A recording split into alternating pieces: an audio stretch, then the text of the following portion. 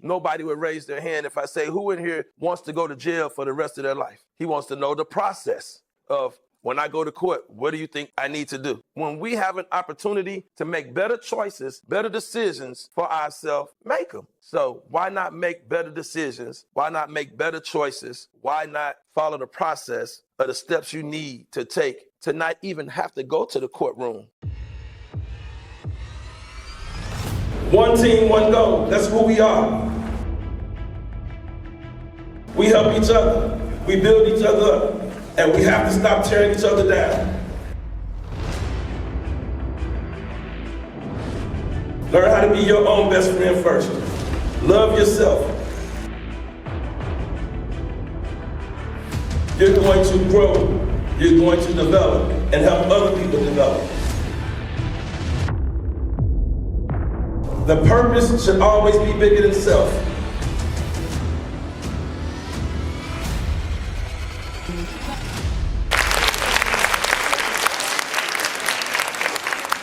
That's what we're talking about, the process. Process meaning steps we have to take in life to be successful, steps we have to take in life to accomplish our goals. Before I even get into that, just a little bit about myself outside of me now owning my own youth agency in multiple states.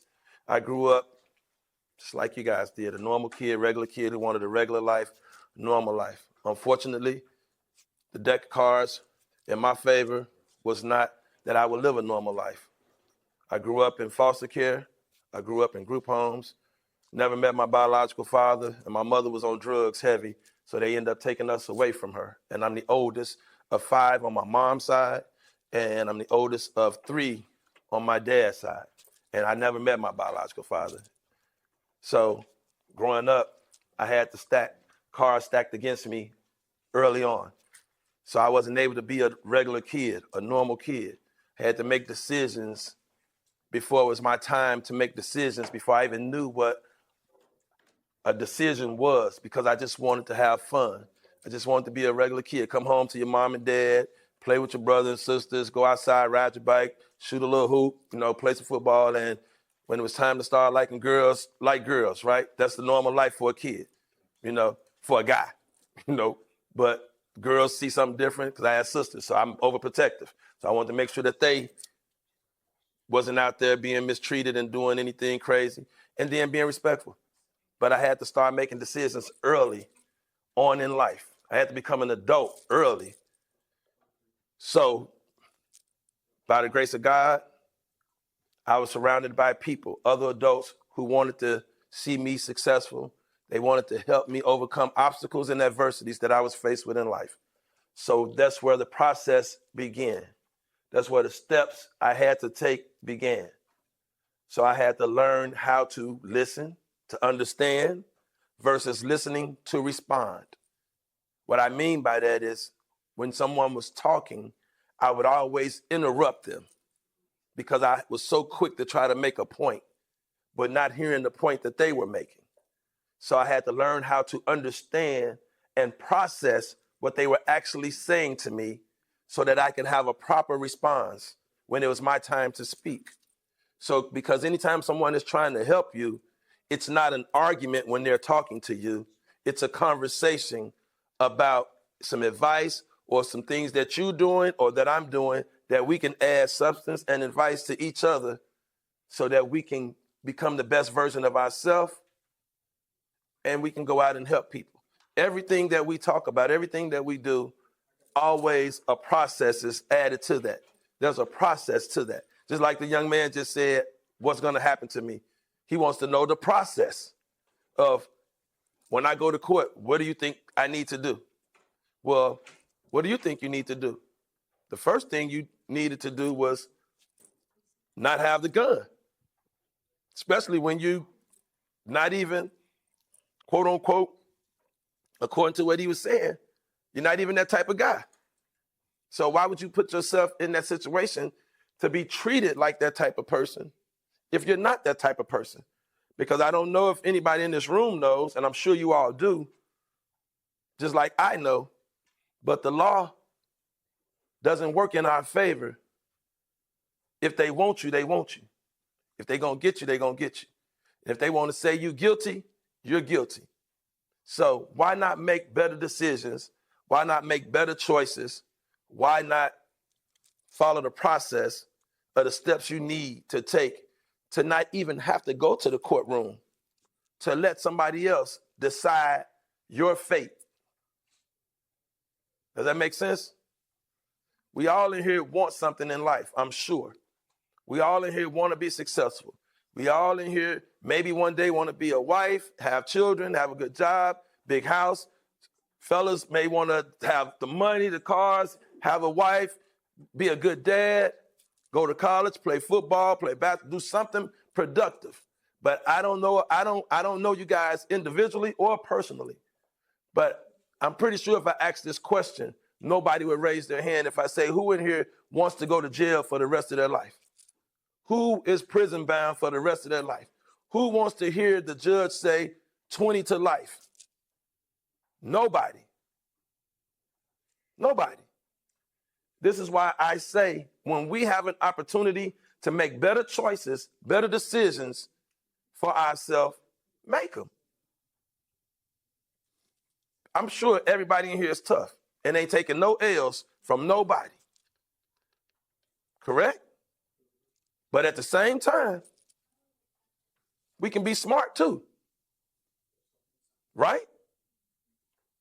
Everybody in here can talk back. I guarantee you, if I said, Mr. Gregory, give me 10 solid minutes and let me have these people speak how they want to speak and say whatever they want to say, somebody in here is going to say a curse word.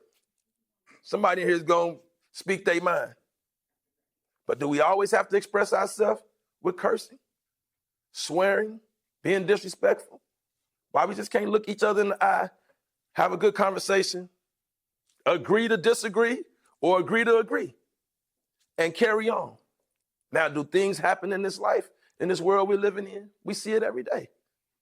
We see it every day. We are surrounded by it. That's unfortunate that we are surrounded by some things that are not healthy for us to see and be a part of. But here's one thing I do know. As I look around in this room, everybody in this room, including the adults, have something in common right now. We all are cognitive and very well aware of, and we're very capable, and nothing is stopping us from having a choice and making better decisions. Every night we lay down and go to sleep, we've been blessed to wake up to be able to make some choices. Now, there are some people who wake up and say, today I ain't gonna do nothing. But then they still want something. Make that make sense? I ain't doing nothing. But today I want something. And there are people every day that come around you and they do this. And I'm gonna tell you what that means. That doesn't mean give me 5. That means they got their hand out, wanting you to do something for them. And I just said this earlier and I say it again. Stop giving people access to you that you don't have access to. People will use you and stop you in the process of your steps, your elevation. They see you doing good. They see you doing good. Oh, fam, he doing good. Look at bro, man. He out there, man. He every day he got the backpack on. He going to school. He on the football field. He doing everything. Man, come here, little dad. Let me talk to you. I ain't got time. Man, come on, let me talk to you, man. Man, you need to hang with us. You don't need to do that. There are people who are really out there detouring people, distracting people from their own path. And sometimes it works. I'm just hoping that it don't work with anybody in here. That you guys are strong enough to stay on your own path, accomplish your goals, and want something out of life. Growing up, again, I didn't have my mother in my life. She was addicted to drugs. Never met my biological father a day in my life. So I wanted something totally different. I told myself, if I ever become a parent, I'm going to do something totally different than what mine did for me. And I did that. I didn't want my son or my daughter just to know my name. Or I know my daddy's name. I wanted to be there in their life. And then I took it a step further and said, I want to help other children and other adults in similar situations. Not necessarily my story, but their own story. But I want to help them learn how to overcome obstacles and adversities that they're dealing with in life so that they can start their process on how to be successful. I told this story earlier. My daughter, she's the youngest daughter out of my children. She's 15. She just turned 15 Sunday. Her best friend's grandmother passed away. We took the family some flowers. I was talking to her father, and he has an older son. And I said, where the kids at? They all coming over? No, because anybody that knows when you lose somebody, family usually gather. Everybody come over to somebody's house, and they reminisce, they cry, they celebrate, they start the process of how we're going to have this homegoing ceremony, right? So he was like, yeah, the kids are coming. I said, are they here? He said, man, Cedric, I have this 1830 rule in my house. I said, what's the 1830 rule, sir? He said at 18, they got 30 days to leave. I said, wow. I said, so you tell your kids they got to get out your house at 18? He said, yeah. He said, my obligation is over. My time is up. Now, I'm looking at the faces as I say that because that's a true story. That's what he exactly said to me. That's what he said. I got an 1830 rule in my house. If I went around this room right now and everybody that had that look when I said that and asked you, how did you take that? I guarantee you, you would say, sound like he was putting his kids out and turning his back on them and not trying to be there no more for them. Correct? Because as far as I know, whether my son is 18 or 30, I'm still dad, right? And no matter how successful he or she becomes, I'm still dad. So then I said, let me flip that. Let me see how I can process that and internalize it and make it make sense for me. Because he told his son he had 8 years. He told his son at 10, at 18, you got to get out. So I'm thinking, do you know how traumatizing that had to be for a 10-year-old to go to school for the next 8 years and just be slow dragging and messed up and everybody saying, man, what's wrong with you? My dad said, I got 8 more years in this house. I can't even have fun because I got to start looking for a job at 10. I got to start getting a bank account. I got to fill out an application. I can't ride my bike. I got to, because all I'm thinking about now is I got to get out. But then I said, how can you put a positive on that? I said, okay, I'm trying, because I'm a positive person. I try to overlook certain things. I said, okay, what's called preparation? And so it's called 5 Ps. Proper preparation prevents poor performance. So I'm going to tell him and them that at 18, you need to have a plan. And you can't wait till the last minute to have that plan. Because at some point in time in your life, you will be responsible for your life. Because that dad, to me, when he made the comment, I was just thinking about, okay, if a dad or a mom is on child support, mainly the dad, no disrespect women, you know, at 18, that's when child support stops. Or if they're in college, child support continues in certain states while you're in college to help the child, supposedly. But he meant it as, I need my kids to have a plan and not feel like from 18 to 21, they can still come in my house as a young adult and live life how they want to live, but not follow my rules in my house. I said, okay, so now that's making sense because in my house, as the man of my house, my rules, right? So if you coming in my house as 20 and 21, 18, 19, 20, 21, telling me what you ain't going to do, what you're not going to do, you don't feel like you got to do that because I'm grown now. So if you're having those conversations, then, okay, I need to treat you like an adult. Does that make sense? But if you want to live here and you have a plan in place, then we can make this work because I'm an advocate and a strong believer that I don't turn my back on my kids.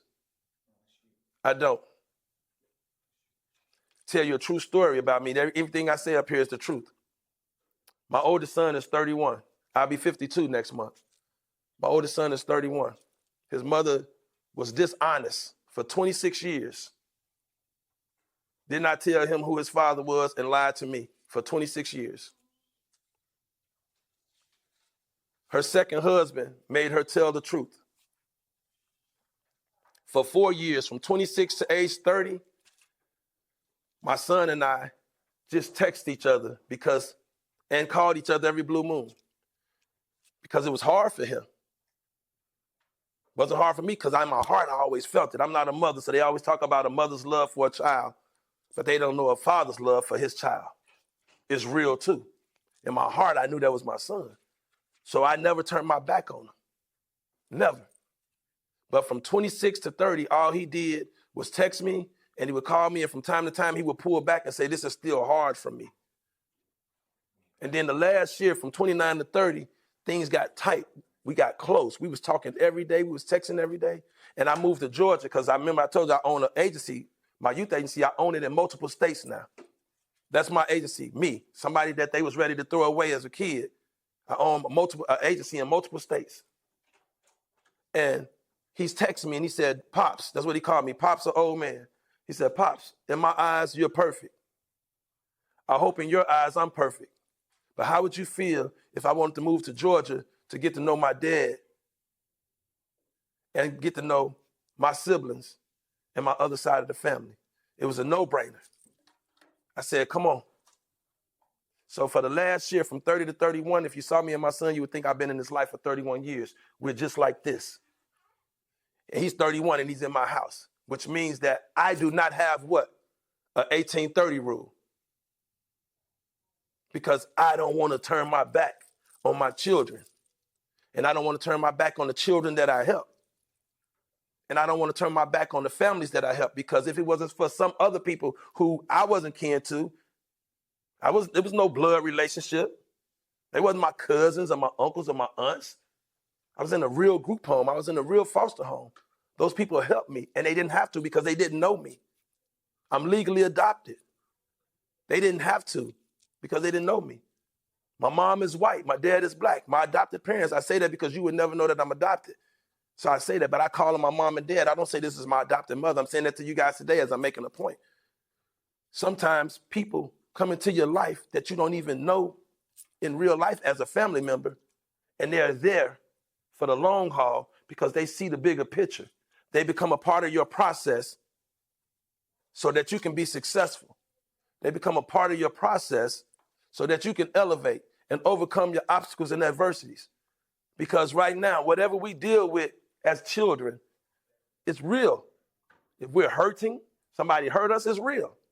But right now, I cannot get in my car and run the red light and the stop sign and flip the police off, and he stopped me or she stopped me and say, why did you do that? Well, officer, I grew up, I was in foster care, I had some trauma, I'm dealing with a lot. They're going to say, get some help for that, but here go this ticket, right? See you in court. Meaning we have choices and decisions and things we have to do in life in order to be better, if we want better. But if you don't want better, they have something for you. That's a fact. If you don't want better, they have something for you. So if you want to be better, you got to do better so you can have better than what we already have. And some people can have great lives as children. Our parents can be the best parents in the world.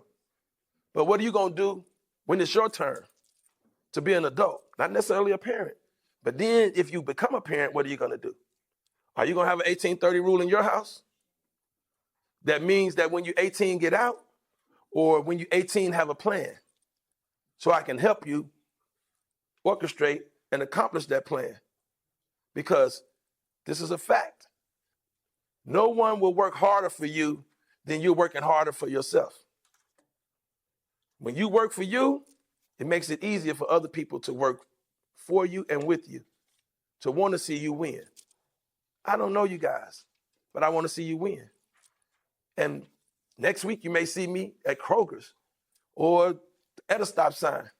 And you may say, hey, you were speaking at the school, and I'm going to remember you, and we're going to speak.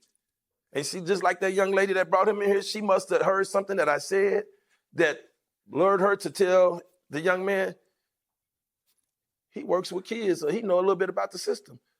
So she might have been impressed for him to walk in here and say, what can I do in court tomorrow? What can I do in court tomorrow? Because guess what? When I asked him, do you want to go to jail? What'd he say? You saw him? What'd he say? No. But you want to act like you want to go to jail. You want to act like you want to go to jail. We can't play. Because they'll sing you, right? We can't play. They gonna sing you. Oh, Judge, I was tripping. Man, come on, man. I was tripping, man. I told him, I said, watch this, man. I'm finna carry this gun. I'm gonna get caught but when I told him, I said, when I go to court, I'm gonna tell the judge, man, it was a joke. And the judge's gonna say, oh, okay, well, who's laughing? Because how many of us know that there have been innocent people that somebody used a gun on, that baby or that little brother or that little sister or that mom or that grandmother wasn't supposed to get, they was just walking. They was just driving. They was just living a regular day that day. And because somebody thought it was a joke to carry a concealed weapon, clearly when he shouldn't have one because he doesn't have a license, and now he want to play because accidents happen, right? I've seen people who have guns that shouldn't, and they accidentally shot themselves too. It's happened. But life is not a joke, man, when you playing with it in a reckless way. Life is not a joke when you playing with it in a reckless way. Because tomorrow's not promised to any of us. So it's important that we do the things we need to do in order to enjoy our life. Whatever we need to do, we need to enjoy it. So just understand the process of elimination, meaning I'm going to remove people who have that negative energy that I don't need around me because I'm trying to go this way and they want to go that way. Remember the process I need to take in order to accomplish my goals, the steps I need to take to elevate. Remember the process of life in itself, how I have the opportunity to wake up every morning and make a difference in my life and others. It's all a process. Process of elimination, the process of appreciation, and just have some integrity about yourself, morals, values, things that are important to you. If I know that they're important to you, they're important to me too. Any questions? You're going to grow, you're going to develop, and help other people develop. The purpose should always be bigger than self.